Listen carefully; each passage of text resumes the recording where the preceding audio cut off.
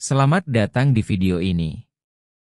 Pimpinan perusahaan mobil Ford benar-benar percaya pada pengalaman konsumen untuk sebuah EV, electric vehicle. Jadi dia ingin produk berikutnya lebih terjangkau. Itulah sebabnya perusahaan Ford berinvestasi pada EV yang lebih terjangkau dalam siklus produk berikutnya, yang akan dilihat orang-orang dari Florida dalam beberapa tahun ke depan. Kami saat ini berada di posisi nomor 2 di pasar EV di AS, di belakang Tesla, meskipun jaraknya cukup jauh. Namun, kami masih ada di sana, dan orang-orang menyukai Mustang Mach-E dan F-150 Lightning mereka. Mereka pasti akan lebih menyukai model-model baru yang akan datang. Tantangannya adalah membuat perubahan fisik yang memungkinkan penurunan biaya. Ford baru saja mengonfirmasi apa yang ditakutkan oleh banyak orang. Apakah kita sedang menyaksikan akhir dari produsen mobil tradisional seperti yang kita kenal sekarang? Kita akan menyelami kenyataan mengejutkan yang dihadapi oleh produsen mobil tradisional saat mereka menghadapi persaingan ketat dari Tiongkok. Kami akan mengungkapkan bagaimana tarif 100% yang baru dapat mengubah keadaan bagi konsumen dan produsen Amerika, serta apa artinya ini bagi masa depan merek-merek ikonik Amerika seperti Ford, setelah melakukan penelitian dan analisis ekstensif. Kami akan menjelaskan bagaimana perubahan ini dapat mendefinisikan ulang lanskap industri otomotif dan apa dampaknya bagi Anda sebagai konsumen. Tetapi sebelum kita membahas detailnya, jangan lupa untuk menyukai dan berlangganan revolusi teknologi, sehingga Anda tidak ketinggalan pembaruan terbaru dan terhebat. Baiklah, mari kita langsung membahasnya. Mari kita bicara tentang pasar kendaraan listrik yang saat ini benar-benar mengguncang segalanya. Produsen mobil tradisional seperti Ford berusaha untuk mengikuti semua perubahan ini, karena semakin banyak perusahaan yang beralih ke mobil listrik. Persaingan semakin memanas, lebih cepat dari sebelumnya. Sebuah laporan baru-baru ini menunjukkan adanya ancaman besar dari pabrikan Tiongkok, khususnya BYD, yang telah menjadi pemain serius dalam industri kendaraan listrik. Dengan tarif 100% untuk kendaraan listrik dari Tiongkok, situasinya semakin intens. Mari kita teliti apa artinya semua ini bagi industri otomotif dan bagaimana perubahannya. Tarif ini akan mengguncang industri otomotif AS secara besar-besaran. Meskipun ada hambatan besar ini, pabrikan kendaraan listrik terkemuka dari Tiongkok masih tampak sebagai pilihan yang hemat dan ramah anggaran bagi pembeli Amerika. Joe McCabe, CEO Auto Forecast Solutions, mengatakan bahwa bahkan dengan tarif baru, mobil listrik termurah dari BYD masih bisa dihargai di bawah $25.000. Itu adalah penawaran yang sangat menarik dibandingkan dengan apa yang ditawarkan oleh perusahaan-perusahaan Amerika. Sebagai contoh, harga model seagul, kendaraan listrik dengan harga terendah dari BYD, mulai dari $10.000 atau 69.800 yuan di Cina. Itu merupakan harga yang sangat murah. Di sisi lain, Tesla, sebagai nama besar di pasar EV Amerika, belum meluncurkan kendaraan dengan harga di bawah $30.000. Pada Juli 2024, Tesla menguasai sekitar 48% pangsa pasar. Tarif yang ditujukan untuk melindungi produsen mobil Amerika dari persaingan yang dianggap tidak adil ini mungkin malah menguntungkan Tiongkok, yang sudah siap dengan rantai pasokan yang efisien dan biaya produksi yang lebih rendah. Mari kita lihat lebih dekat BYD dan bagaimana mereka telah bertransformasi dari pembuat baterai menjadi pemain terkemuka di dunia EV. Pada Maret 2022, BYD membuat langkah berani dengan menghentikan produksi semua kendaraan bermesin pembakaran internal, sepenuhnya beralih ke masa depan kendaraan listrik. Keputusan ini benar-benar menempatkan mereka di garis depan revolusi EV. Dengan pengalaman panjang dalam teknologi baterai, BYD mulai memproduksi baterai lithium-ion pada tahun 1996 dan pada tahun 2020 memperkenalkan baterai Blade EV, yang menjadi pengubah permainan. Baterai ini tidak hanya meningkatkan kepadatan energi dan keamanan, tetapi juga membantu menurunkan biaya, yang memungkinkan mobil mereka tetap kompetitif dan menarik bagi pembeli yang sadar anggaran. BYD terus memperkuat reputasinya sebagai pemimpin di pasar EV, khususnya di Tiongkok, di mana kendaraan listrik menyumbang lebih dari 50% penjualan kendaraan penumpang pada Juli 2024. Itu adalah pencapaian yang sangat besar. Sekarang, mari kita bahas lanskap kompetitif yang berubah cepat di pasar EV. Kendaraan listrik seagul dari BYD benar-benar mengguncang pasar dengan menetapkan standar baru dalam hal keterjangkauan, dengan harga di bawah $10.000 di Cina. Model ini membuktikan betapa efektifnya strategi penetapan harga agresif dalam mengganggu pasar.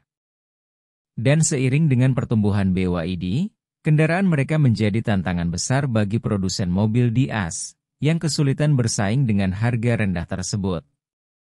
Di AS, kendaraan listrik hanya menyumbang sekitar 8,5% dari penjualan kendaraan ringan pada periode yang sama, yang merupakan kesenjangan besar dibandingkan dengan Tiongkok. Perbedaan ini menekankan betapa mendesaknya bagi produsen mobil Amerika untuk berinovasi dan beradaptasi dengan keinginan konsumen. Dengan perusahaan-perusahaan Tiongkok seperti BYD dan CATL yang memimpin produksi baterai global. Masing-masing menguasai 35,9% dan 16,5% pangsa pasar, produsen mobil Amerika perlu mempertimbangkan ulang strategi mereka jika ingin tetap kompetitif dalam jangka panjang. Sebelum melanjutkan lebih jauh, beritahu kami apakah Anda menyukai videonya. Jika ya, silakan klik suka dan bagikan, dan mari kita lanjutkan. Pembuat mobil yang sudah mapan berada dalam posisi sulit karena menghadapi tantangan dari kompetitor asal Tiongkok. CEO Ford, Jim Farley, sudah dengan jelas menyampaikan kekhawatiran mengenai ancaman besar yang ditimbulkan oleh pasar EV Tiongkok terhadap masa depan Ford.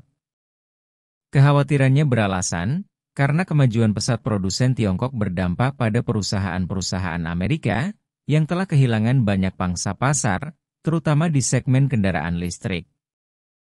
Untuk mengatasi tekanan ini, Ford telah membuat beberapa perubahan besar, termasuk membatalkan proyek SUV listrik 3 barisnya. Langkah ini membuka peluang bagi pesaing luar negeri seperti Kia dan Hyundai untuk memanfaatkan peningkatan permintaan akan kendaraan listrik. Sementara itu, Ford menghadapi penundaan proyek dan perubahan dinamika pasar.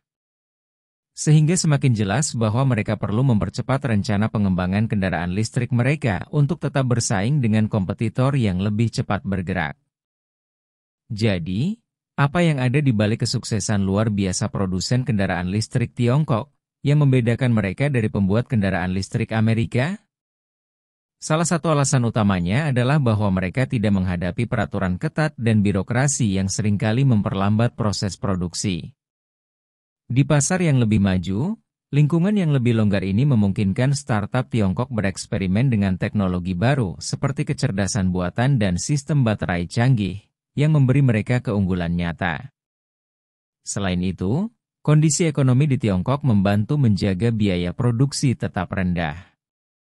Dengan tenaga kerja yang lebih murah, biaya di setiap tahap pembuatan mobil, mulai dari penelitian dan pengembangan hingga perakitan dan pengiriman, dapat ditekan.